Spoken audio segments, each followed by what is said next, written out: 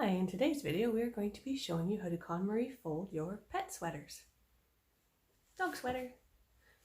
This is a medium size. No zippers, no buttons, and no hoodie. But it is thick and furry, so that can make it a bit more difficult to fold it and make it stay folded. And put it as the thinnest part on top here.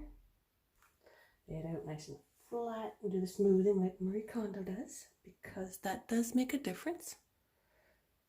We're going to fold in 3. And then this way.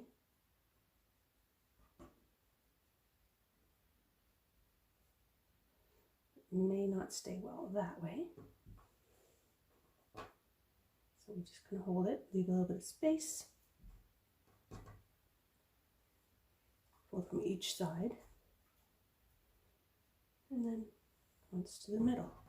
Now this doesn't really stay on a slippery surface, but if you have it in a bin or on a cloth, and you put it on top of another item, then it does stay.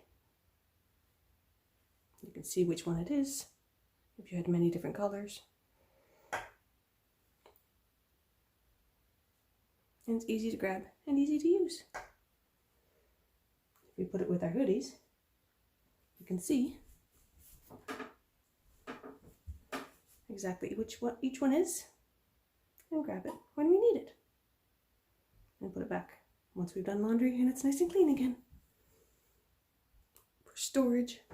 And then we can put it inside our storage bin and it stays. And put it with our hoodies.